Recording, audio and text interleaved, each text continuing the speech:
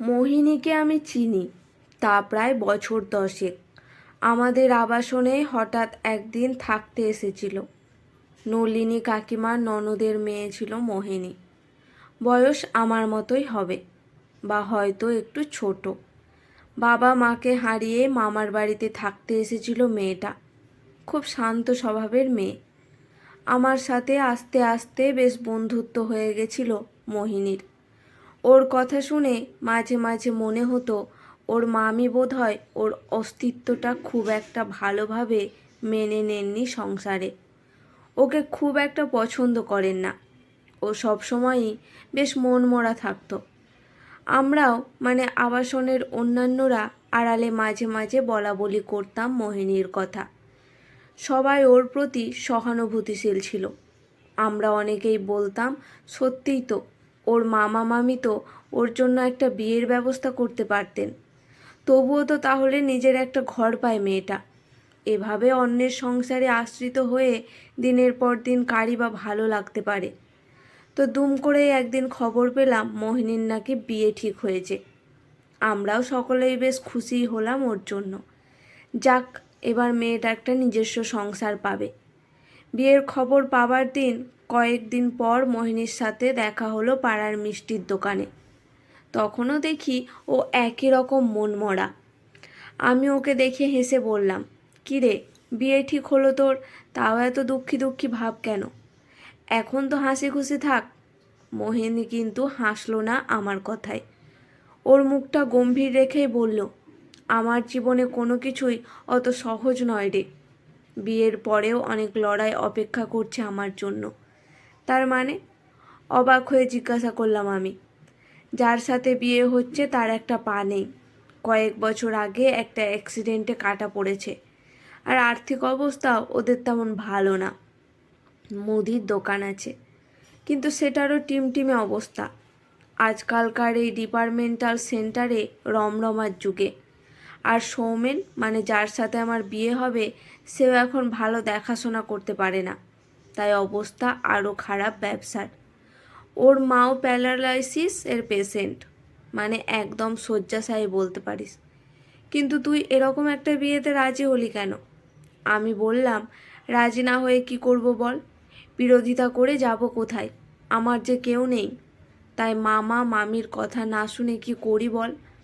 মোহিনীর দীর্ঘশ্বাস আর ওর কান্না ভেজা গলা দেখে সেদিন খুব কষ্ট হচ্ছিল। আহারে, মেয়েটাকে কোনোদিনও একটু শান্তি পাবে না? কিন্তু খারাপ লাগলেই বা কী? মোহিনীর বিয়ে হয়ে গেল যথাসময়ে। চলে গেল নিজের নতুন ঠিকানায়। এরপর কেটে গেছে প্রায় বছর 4। না, মোহিনীর সাথে তেমনভাবে কখনো যোগাযোগ হয়নি, দেখাও হয়নি। আস্তে আস্তে ভুলেই গিয়েছিলাম প্রায় ওর কথা। কিন্তু হঠাৎ সেদিন রাস্তায় ওকে দেখে চমকে উঠলাম। সেই পাড়ার মিষ্টির দোকানেই আবার দেখা হলো। আমি বাড়ির জন্য মিষ্টি কিনছিলাম, আর মোহিনীও হঠাৎ দেখলাম ভাড়ার ক্যাব থেকে নেমে মিষ্টির দোকানের দিকেই আসছে। তবে ওকে চেনাই যাচ্ছে না। পরনে বেশ দামি সালোয়ার কামিজ, আর চোখ মুখও খুব উজ্জ্বল। আমায় দেখেই খুব আনন্দ পেল ও। হাসি মুখে বলল, কতদিন পর দেখা হলো বল? হ্যাঁ রে, সত্যিই অনেক দিন পর। তুই কেমন আছিস আমি জিজ্ঞাসা করলাম। খুব ভালো আছি রে, এদিকে বেশি আসা হয় না। আজ একটা বিশেষ কারণে মামাদের সাথে দেখা করতে এসেছি, তাই মিষ্টি তো কিনতেই হয়। হাজার হোক আজকের এই সুখের সংসার তো আমি তাদের জন্যই পেয়েছি। গাল ছড়িয়ে হাসলো মোহিনী। সুখের সংসার? তুই সত্যি সুখী তো? না চাইলেও বলে ফেললাম, কারণ আমার মাথায় ঘুরছিল 4 বছর আগে ওর বলা সেই কথাগুলো। হ্যাঁ, সুখী। তবে বোধহয় সুখী হবার কথা আমার ছিল না। আমাকে কতটা কঠিন অবস্থায় পড়তে হয়েছিল বিয়ের পর, তুই তো সবই জানিস।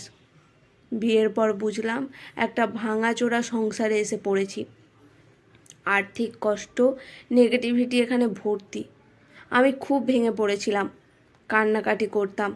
বারবার মনে হতো কেন আমাকেই সবসময় এত কষ্ট পেতে হয়, কেন আমার ভাগ্যটা এত খারাপ। কাঁদতে কাঁদতে হঠাৎই একদিন মনে হলো, এভাবে রোজ রোজ কেঁদে ভাগ্যকে দোষ দিয়ে কী হবে? কিছু লাভ তো হবে না। তার চেয়ে নিজের ভাগ্যকে একটু চ্যালেঞ্জ করেই দেখি না। যেমন ভাবা তেমন কাজ। দোকানের দায়িত্ব নিজের হাতে নিলাম। পুরনো খাতা কাগজপত্র ইত্যাদি ঘেঁটে পুরনো কিছু বাঁধা খদ্দেরের হদিশ পেলাম। তাদের সাথে ফোন করে যোগাযোগ করলাম। নিজের ফোন নাম্বার দিলাম। বললাম হোয়াটসঅ্যাপ করে অর্ডার দিলে মালপত্র বাড়িতে পৌঁছে দিয়ে আসবো। টাকা তারা মাল নিয়ে হাতে হাতে দেবে।